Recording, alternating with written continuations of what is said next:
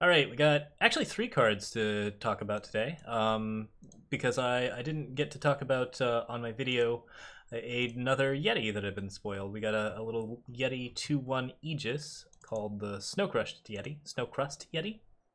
And yeah, pretty cool card enabling the aggro archetype. So pretty fun stuff in general. Like basically, this is one of those things where it's pretty clear that as we are enabling the opposing color factions, we're also enabling all of the different types of decks for those factions. And like most of those factions, like it's sort of the same thing with the allied color factions that we currently have. There's good aggro archetypes, good mid-range archetypes, and good like sort of slow control archetypes, or at least passable in all of those categories. And so now what we're seeing is a blue card, which is Holden Snow as a shield. Yeah. And it is capable of giving blue a lot more of an aggro presence. A 2/1 with Aegis is about the strongest stat line you can get on a 1-drop. I'm not sure if it's comparable to Oni Ronin, but it's fairly close just because both of them provide a significant amount of card advantage and tend to be fairly aggressive. Of course, if you answer this card with like a middling to decent defensive card like Combre Healer, it's not so great. So really the question is, can Snowcrush Yeti enable Skycrag to do cool weapon stuff, which I think is yes. There's some pretty fun like Skycrag weapon decks that you can build already, goofing around with the draw a card for every Oni Quartermaster, it's called. Draw a card for every weapon you play. And you can do some fun things with like Skycrag weapons here. Snowcrest Yeti is pretty cool in that kind of aggressive archetype. So Snowcrest Yeti plus Shogun Scepter, Ornate Katanas, a lot of ways that you can make a Yeti very, very scary. And of course, this synergizes very well with Wump and does cool things that way. And of course, it is also a 1-drop unit that can trigger Spark for, in particular, the also aggressive card Cloud Snake Breeder. So yeah, we are enabling blue aggro, and that's important because blue doesn't have enough tools right now, and having aggro tools is one of the steps to really like doing cool stuff with that. I think it's interesting. I think it's going to have a lot of fun stuff going on with it. Like the tribal Yeti decks are going to be fun. We'll see if it sees a lot of play. I think it's very powerful for a 1-drop, but it depends on how well it fits into blue curves and what kind of decks really want to run it. If there's a good weapons deck, Snowcrest Yeti will be in it in Skycrag. If there's a good aggro flyers deck, Snowcrest Yeti has a pretty good chance of being in it in Primal, so, or in just a Legion or whatever. He should be okay in like Huru and lots of other things. Interacts very well with Paladin Oathbook too, which is basically just a better Steadfast Deputy for Paladin Oathbook, and Steadfast Deputy's almost playable in Paladin Oathbook. Not really, but pretty close. Snowcrest Yeti is definitely the card that becomes the 3/2 after you play the Oathbook, and 3/2 Aegis on 2 is pretty scary. Okay. Especially when it's attacking in and getting 3/2 Aegis charge, I guess you would call it. So yeah, Snowcrest Yeti. Cool stuff. That one's not the exciting card, though. We have two more, one of which is very, very exciting, so we'll save that for last. The other one that we got is called, oh gosh, it's got a K, Katra the Devoted. I've just seen this card now, so we're getting an initial impression of it. It is a 3/3 with Life Force. When you gain health, your units get +1/+1. So, that stat line's not amazing. It is slightly stronger than, I believe it's called, the Stranger that gives you +1/+1. I believe that's a 2/2 for 4, but that double influence requirement on both sides means it's kind of a hard card to play. And in addition, you also have to get the Life Force trigger, which tends to cost power, not always. Certainly can be good if you are gaining health off of Stronghold Visage. Yeah, I can't actually think of a way to activate this on turn 4 when you just play Katra the Devoted, because you can't Water of Life in response, you can't play a power for Sanctuary Priest. At the moment, there's no way to do that, but there might be a 0-cost Life Force card, and it will, of course, trigger on Life Steal, so if you're playing Life Steal Xenon, you can have some cool, fun times with that. I think overall the effect is very powerful, of course. Xenon does very well with large, big, scary creatures that are kind of slow, like Steward of the Past. It's just got a lot of stuff that's hard to kill and pretty easy to buff. So this card will, sort of stand in for what Champion of Cunning would be doing, except at a cost lower and a slightly less effective ability. Although it does mean that the units that you are buffing up are definitely going to be harder to kill. So yeah, that's kind of nice. Katra has a pretty good chance of being a 4/4 that gives a bunch of your other units +1/+1 on the turn that it's played. So that's pretty cool. Yeah, I think it's nice stuff. Yeah, so looking pretty good. That's my Steam, by the way. I didn't turn it off because nobody ever messages me on Steam, but sorry about that, guys. All right, in any case, Katra the Devoted, Life Force, when you gain health, your units get +1/+1. Not a bad skill. Let's talk about the really fun one. So we saw with Makto, really, really fun design that allows you to sort of insert some mechanical flavor text, as it were.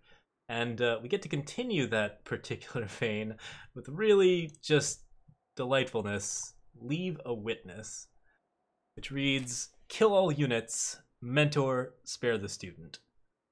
So, as the card reads, you destroy everything except for an unexhausted unit that you target, which you then exhaust. So you aren't going to be able to attack with that unit if you leave a Witness.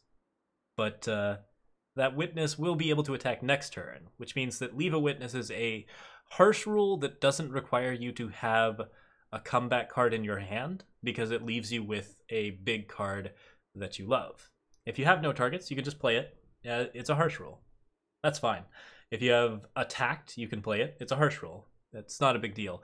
You can play mentor cards without exhausting the student. So it is just a fairly expensive harsh rule. Harsh rule's a really good card. Harsh rule's a fine card at 7. Like you'd play harsh rule at 7 even if it were just in the deck. You wouldn't play that many copies of it, but you'd play some. So really good witnesses. Martial Ironthorn's a very good witness. Sandstorm Titan's a very good witness because it can block afterwards.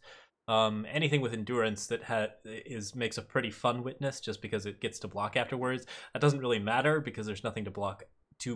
But if your goal is to knock out a Skycrag deck that really wants to play Soulfire Drakes on you, could be fun. Vodafcan Temple Speaker's not a bad witness. Mystic Ascendant's a very good witness. Basically, all big Combre stuff has very good witnesses. Argenport decks really, really like to leave a witness, and Paladin Oathbook decks in particular just get to leave one big, giant Aegis witness behind. That's sweet. You could do it in sort of Rakano mid-range stuff with Silverwing Familiar as your witness and just try and stick like a Deep Forge Plate on that sucker and knock everything out of the board. Good stuff. Deep Forge Plate in particular works very well with Leave a Witness, so if you want to transition your aggro deck into a mid-range deck, or rather into an almost control-like deck, Leave a Witness will allow you to do that. Awakened Student makes a good witness because Awakened Student is pretty likely to build up into a big unit over time, and if you've built it up into a fairly sizable unit and you're still at 7, then that's pretty cool. There's so many good cards that you can just leave as a witness that this card is just amazing in any sort of big, expensive mid-range unit deck. Difficult to cast. Triple green is not easy to reach. And it's more expensive than Harsh Rule, so after you play it, while you're likely to be in a winning state, you are generally going to be hurting, so you have to be careful about what you're doing. It's easier to cast than expected with Martial Ironthorn in particular, because Ironthorn ramps into that card, and the great thing about that, of course, is just like Martial Ironthorn as a witness is clearly sort of like the best play design for this card.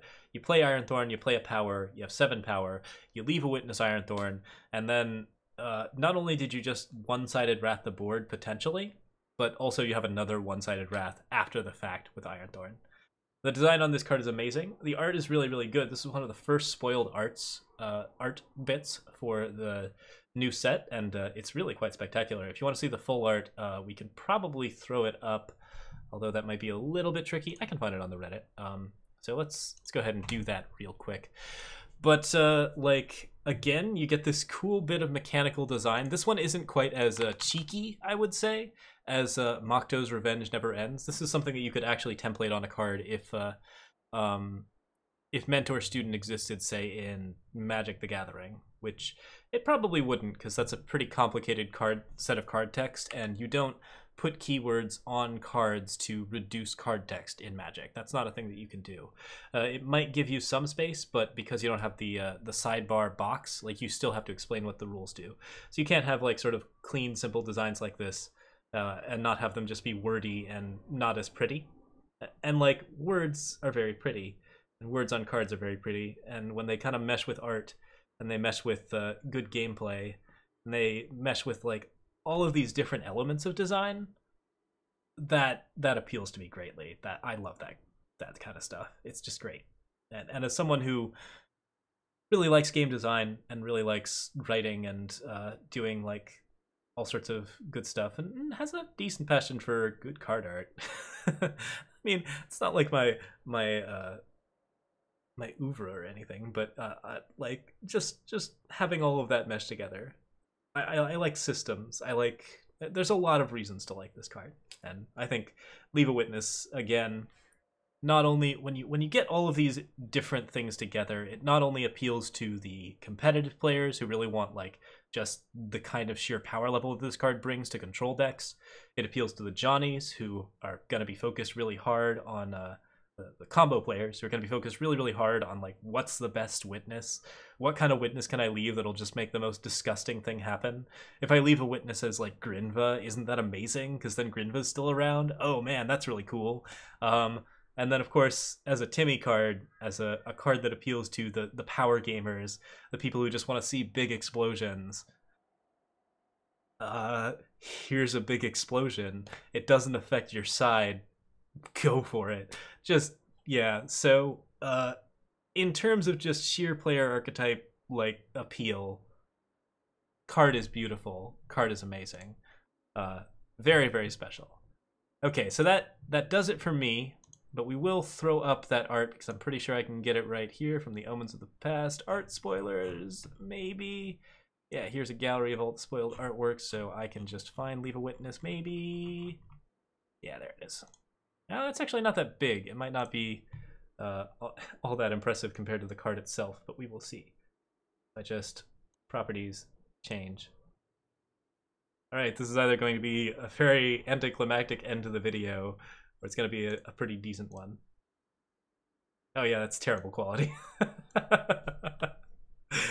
Thanks for watching, everyone on YouTube, and to the Twitch folks. I can probably play a few more games, so see you there.